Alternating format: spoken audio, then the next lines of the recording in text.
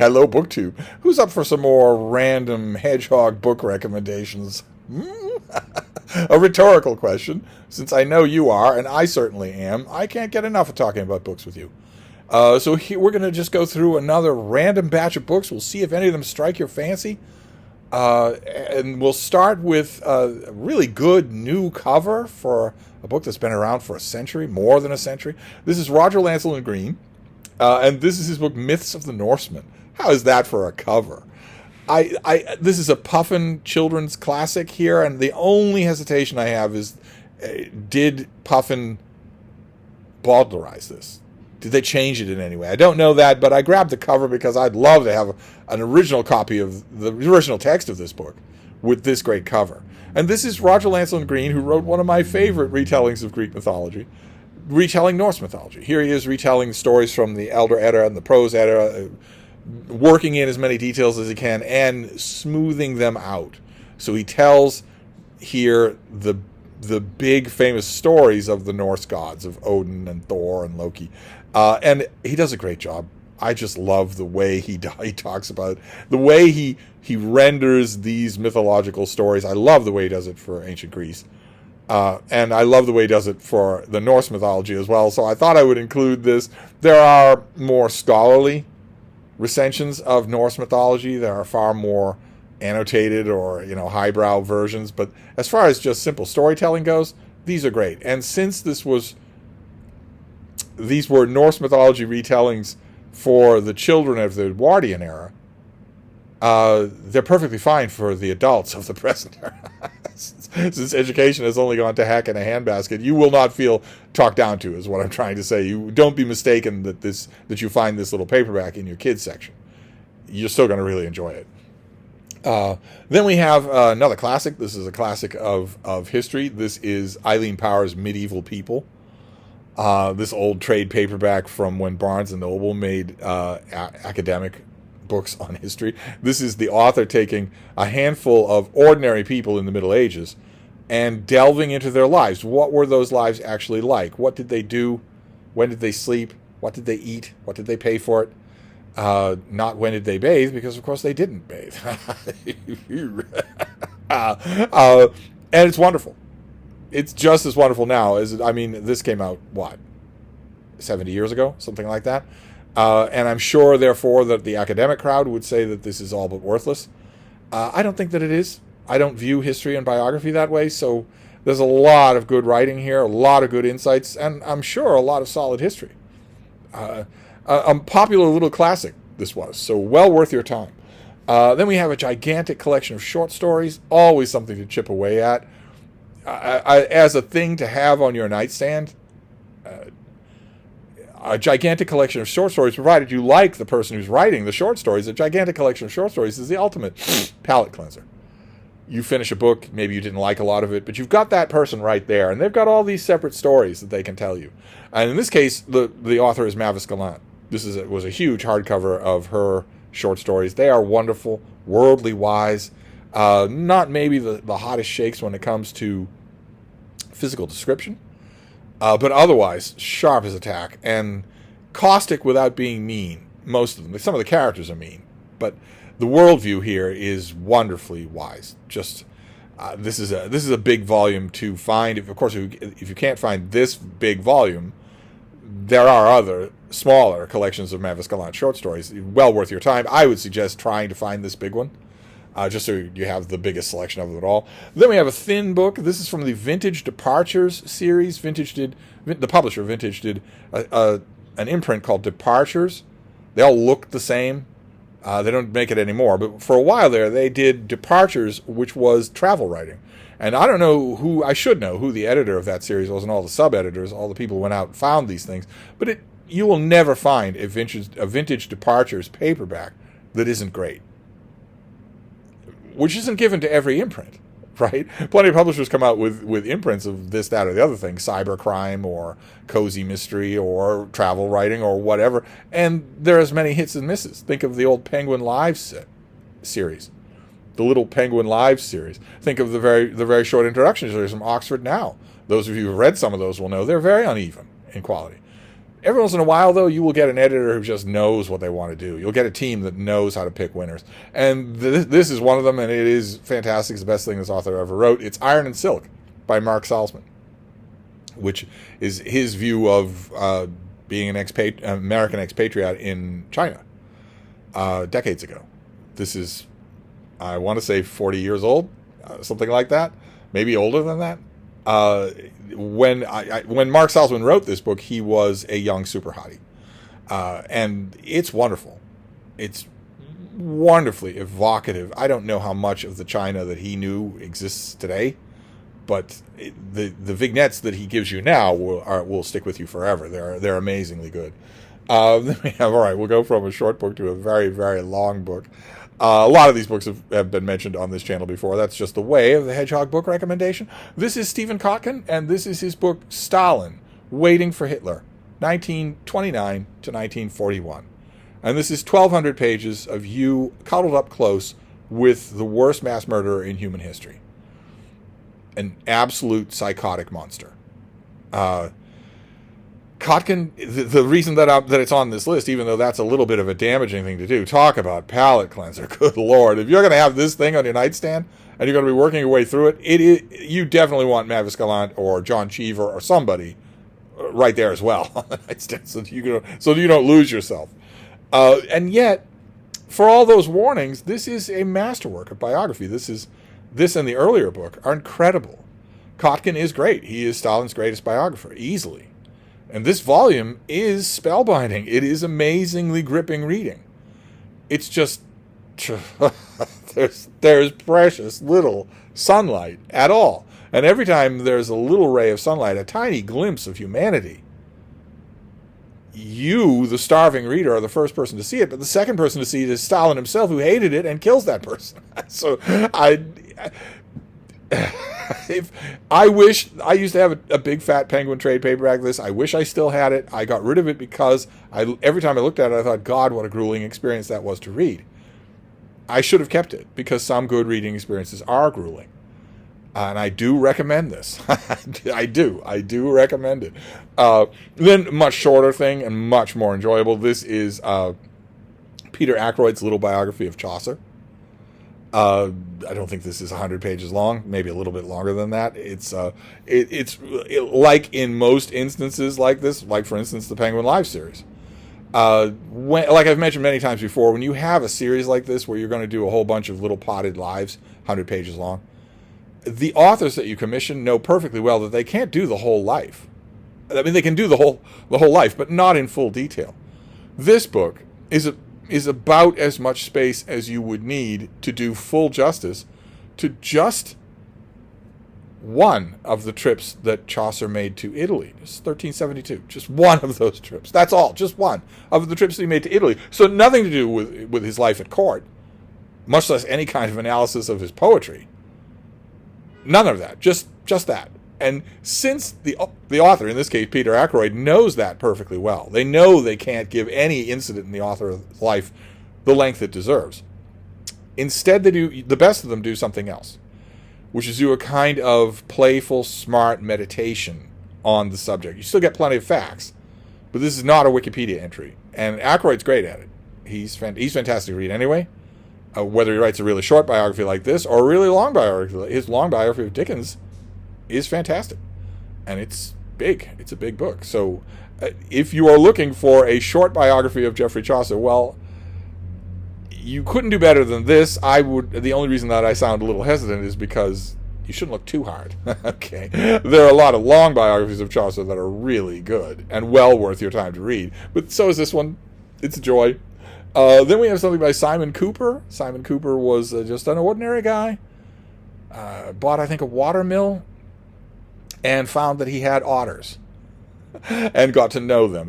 He wrote The Otter's Tale, which is a classic work of natural history as opposed to animal science. A classic work of natural history, as I think of it, is something like Ring of Bright Water. We've got otters on the brain, or Born Free, where a human's world intersects with the world of a wild animal, and the human writes that story. whether it's a man with an owl or a woman with a starling, or you name it, a gigantic pig, a fox, a raccoon, squirrels, whatever it is. That's a whole subgenre of natural history, and I love it when it's done well. I love it, and it's done well really here, really, really well in this book. The author, Simon Cooper, quickly comes to realize a few things that you do realize about otters when you spend any time around them. They're smart as humans. Not the same kind of intelligence as humans, but the same level of it. They're as smart as humans. They're well known for being mischievous, yes, but they're also opportunistic. They've got a very mercantile side to their brain. They're fascinating people to know. Just fascinating three-dimensional people to know. They are not simple creatures. And Simon Cooper in this book captures perfectly the experience of learning that, of gradually learning that. The more they lower their guard, the more you get to know them. Just wonderful, especially if you happen to have otters. If you have otters near you. It's been a long time since I lived anywhere where I did. Thankfully, because they don't get along well with dogs, or they didn't with my dogs. Then this next one, I'm tempted to say that it is ripped from the headlines, but it's not. These headlines have existed for a long time. This is Ilan Pappé. He is great. I say this without any fear of the charge of bias. He is great, and all of his books are worth your time, but this one is The Ethnic Cleansing of Palestine. And there we have a slightly colorized, a touched-up picture of the Nakba, of the expulsion, the original expulsion of Palestinians from their land, which was thoroughly illegal. It was just theft on the part of Israel. It was just, you've been living here for God knows how many generations, but we need this land. We're okay with your houses, but you can't stay. Of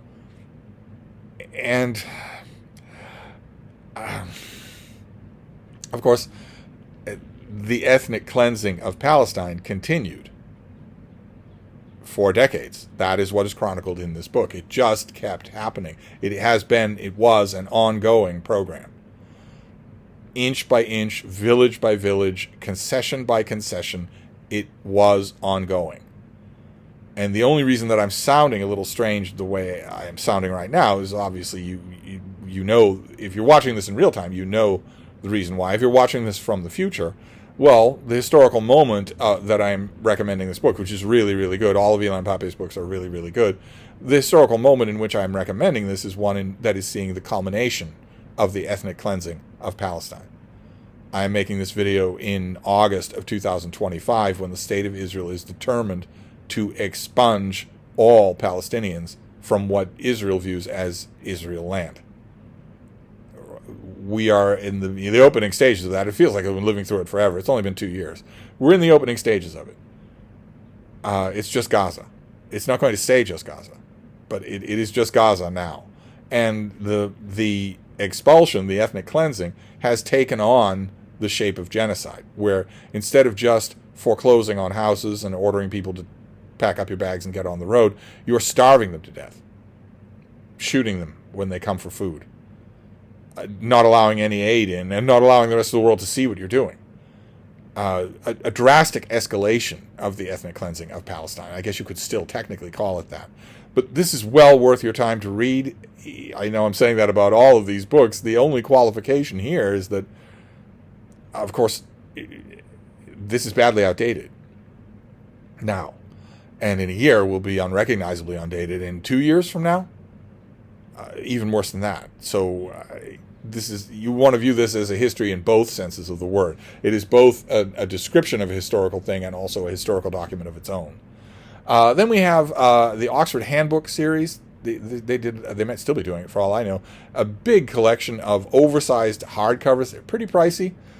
I really wished that Oxford had maybe gone at these a different way. They were clearly meant for libraries and schools. Individuals would have been hard-pressed to get a lot of these things. I got a lot of them in the mail, thankfully, so I didn't have to worry about it. But the Oxford Handbook series was a big anthology volume with the latest popular, vetted, peer-reviewed research essays on some subject. There were a large number of these things, well over 100 volumes.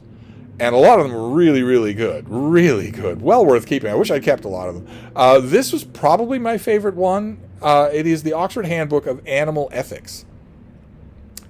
You've seen this, if you've watched this channel for way too long, you've seen this before in library tours.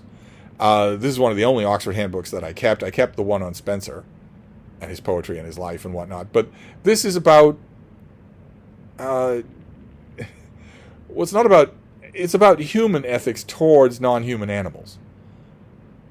Historical essays, current cases to be made for whether how animals are treated, spoiler, abominably, and also ethical programs for what ethics actually dictate should be done. Not all the... I mean, in a big anthology like this, it's an oversized book. So in a normal hardcover's dimension, this would be 1,000 pages at least. And in an anthology like that, you're going to have weak spots. You're going to have essays that are dumb or boring or dry, academic, whatnot. But also really good ones, too. I might have written about this. I'll try to remember to leave links to anything that I've written about. I've been failing on that with Hedgehog book recommendations. But this will at least be food for thought for you, in the good sense of the word. This will get you thinking on the subject of animal ethics. It's important to remember here that ethics is a human invention and that humans are animals. None of these essays go far enough, in my opinion. But nevertheless, this is an Oxford handbook that is really, really good. No idea what the secondhand market is on them. Maybe they're really collectible. I'd hate to think that. Then we have the Cambridge Companion. There were also innumerable Cambridge Companions where they do a companion to any subject, any time period, any event, and any author. And this is the second edition Cambridge Companion to David Hume. And these are wonderful. The Cambridge Companions are wonderful. They did at least 2 on Shakespeare. One on Marlowe is fantastic. I have a whole bunch of them. I don't have the one on Hume anymore. I did at one point. But Hume is infinitely studyable. And he brings out the best in the people who study him. Unlike subjects like animal ethics or a lot of other subjects, he tends to bring out the best in the people who write about him.